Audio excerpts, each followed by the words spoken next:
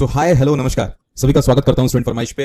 And क्या है कि we are on the verge of writing the examination for RBI assistant. देखिए, कईयों के लिए आखिरी चांस होगा और कईयों के लिए शायद एक पहला अनुभव होगा एग्जामिनेशन देने का। लेकिन यार स्क्रीन पे देखो आप, मैं एक इंग्लिश का टॉपिक आपके सामने रखा हूं।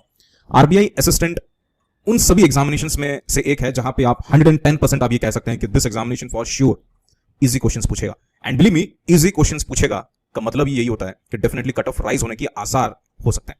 जब आप उस नजरिए से सोचेंगे तो फिर आप इस एग्जामिनेशन को लिखेंगे कैसे, प्रिपरेशन कैसे करेंगे, उसके बारे में आज चर्चा करूंगा। देखिए, मैं एक चीज अभी बोलूंगा आप सभी को, आपको लगेगा कि भैया इज दिस रियल, क्या ये सही में हो सकता है? देखिए, आरबीआई असिस्टेंट में इंग्लिश में आप 35 से 30 लेके आ सकते हैं। रीजनिंग में 35 से 35 स्कोर कर सकते हैं। मैथ्स में भी आप 35 से 35 स्कोर कर सकते हैं। अब मेरा एक दोस्त है, मैं जिसको जानता हूं, उसने 100 मार्क्स लाया था, जो भोपाल सर्कल से वो डाला था, भोपाल जोन से डाला था, and he sailed it through to the mains examination. तो देखो, मैं एक चीज आप सबको समझाना चाहता हूं कि इंग्लिश एक ऐसा चीज होता है जहां पे कोई सर्टेनिटी नहीं रहता है। सर्टेनिटी इन द सेंस जहां पे चीजें गेस वर्क ज्यादा होती है, वो इंग्लिश ही होता है, राइट? लेकिन मैं आपको एक बेहतरीन तरीका बताता हूं, क्योंकि आपके पास अभी समय नहीं है। आप क्या करोगे? You can not waste time. आप समय वेस्ट नहीं कर सकते हो कि यार कुछ भी उठा के पढ़ लिया और all the way you are making it to the mains examination without no ढंग of preparation, then it will be quite impossible for you, right? तो क्या करना चाहिए इस वक्त पे मैं आप सभी को बता रहा हूं।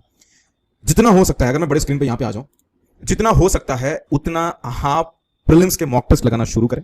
जितना हो सकता है आपसे, अगर 50 बन रहा है तो 50 बनाओ, क्योंकि समय नहीं है। 26 तारीख को एग्जामिनेशन हो जाएगा। सबसे पहले ये बताइए कि आपने फॉर्म भरा या नहीं भरा है। फॉर्म आप अभी तक तो आप लोगों से फिलअप हो जानी चाहिए थी।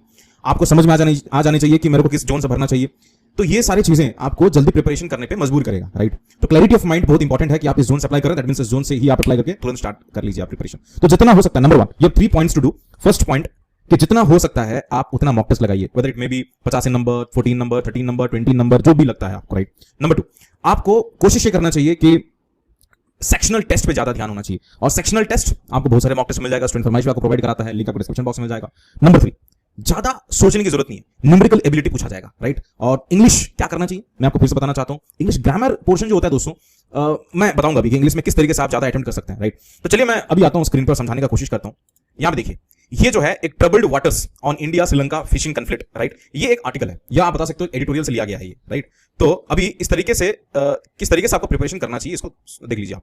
यहां पे आपको एक आर्टिकल पढ़ना है। इंग्लिश को तो आपको इस तरीके से डील करना है, एक बार में एक ही बारी एक आर्टिकल पढ़िए। Apart from completing your mock test, you should do this, right? ये करो आप। ये यहां से आपने पढ़ लिया अपना आर्टिकल, राइट?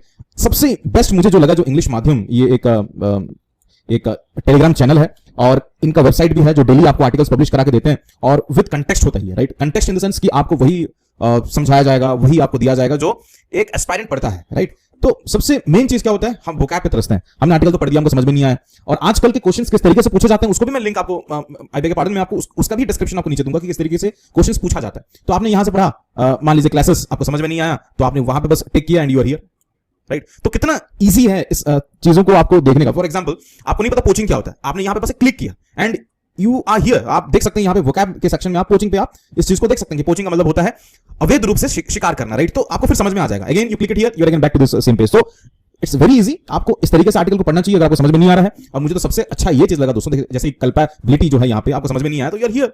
कल्पेबिलिटी का मीनिंग होता है अपराध, हिंदी में आपने पढ़ लिया, तुरंत समझ में आ गया, राइट?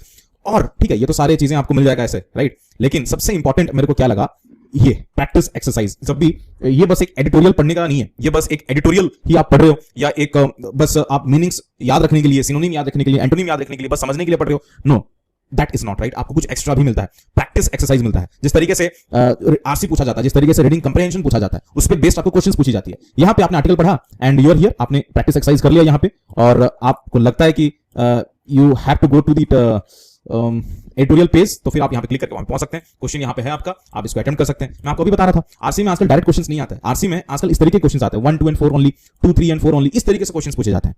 तो आपको इन डेप्थ नॉलेज होना चाहिए उस आर्टिकल पे, राइट? और नॉलेज तभी बढ़ेगा जब आप पढ़ेंगे।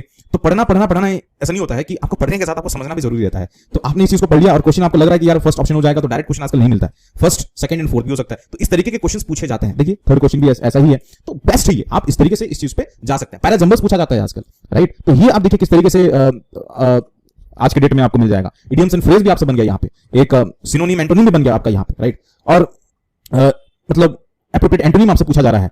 एक और जो सबसे अच्छा लगा, उसी कंटेक्स्ट में आपको ग्रामेटिकल एरर भी जो है आपको एक ही पेज में आपको ग्रामेटिकल एरर के बारे में पढ़ने का एक अवसर मिल रहा है, right. Let us congratulate him for his success in the examination. कहां पे एरर है, तो all together it's a practice. 15-20 minute में आपका एक दिन का अगर आप करते हो, so I think you are all done, right. तो मेरे को सबसे अच्छा लगा, तो मैं बोला कि नहीं, इसके बारे में आप सबको समझाता हूं। तो इसका आंसर्स भी देख सकते हैं, एक्सप्लेनेशन भी देख सकते हैं। और मैं आपको अभी बता रहा था, जो ग्रामेटिकल क्वेश्चंस पूछे जाते हैं उसका हिंदी में इन्होंने एक्सप्लेन करके दिया, तो मेरे को ये सबसे बढ़िया लगा, राइट।